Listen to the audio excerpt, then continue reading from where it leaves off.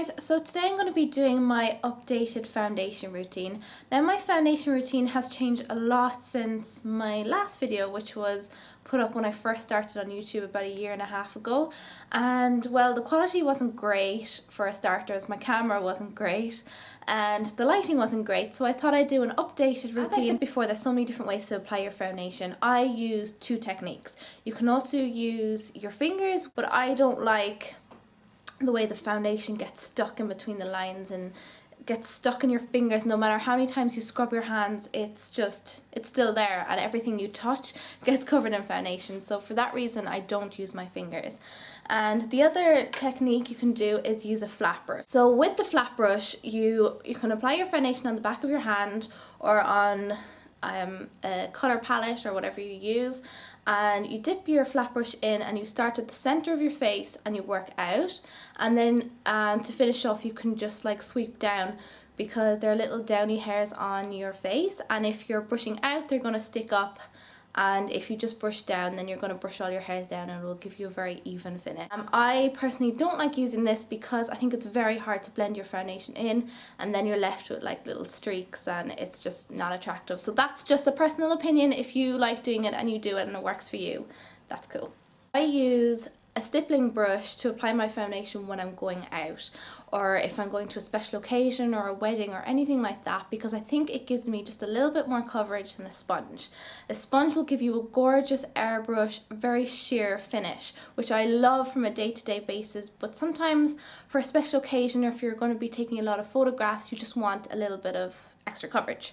So a stippling brush is great for that. So again, you have your foundation on the back of your hand, you dip it into the foundation and you stipple it onto your face, and then you can like blend it out there. So to start, I always prep my skin. I don't always use a primer, but I'll always prep my skin with something.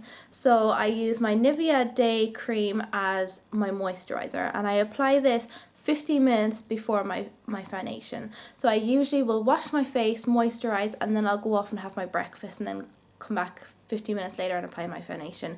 It's just the best way that works for me. I feel if I apply it straight away, the foundation doesn't last as long, it kind of slips, it fades throughout the day. It just doesn't work for me, and this is just the technique that I found that works for me. For my foundation, I'm currently using this Rimmel Lasting Finish 25-hour foundation and maxfactor foundation. This is the second shade. It's True Ivory, it's 103, and this is, I think, the lightest shade you can get. It's fair and it's 100.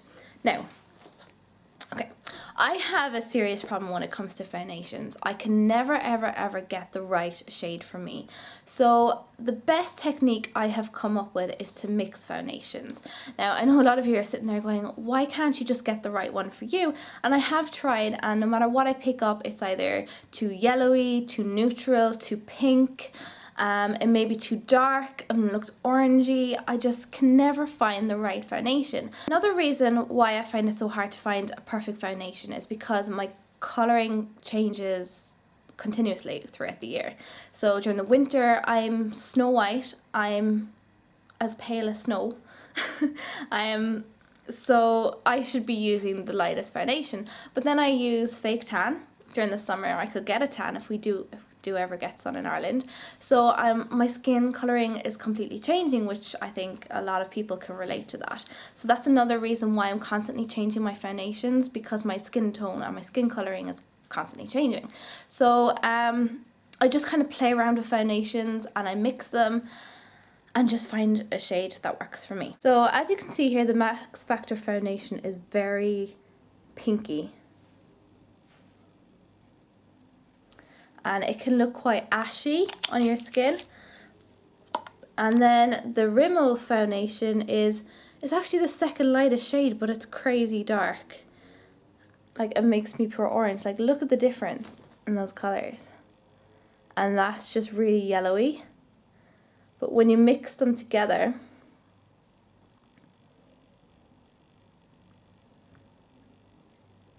I just think it gives the perfect colouring, and it matches me perfectly. So I'm just going to apply some on the back of my hand. Now usually I would use my colour palette to mix the colours, but today I'm just going to be using my hands just because I've already got it on my hand. So just mix it together with my sponge, which is damp, by the way. I also apologise for my colouring, which is really bad, because I went to Essex about a week ago for a hen party and I got a spray tan and it's starting to come off. Like, I'm scrubbing myself like crazy, but I'm like really orange. It's disgusting. But yeah, just in case you think I have a really bad tan on, that is the reason why. Okay, so just pat it, mix it into the sponge, and then I just stipple it onto my face.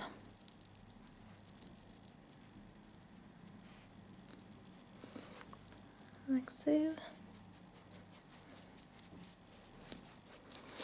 And I always just like to blend down into my neck. There's nothing worse than orange lines.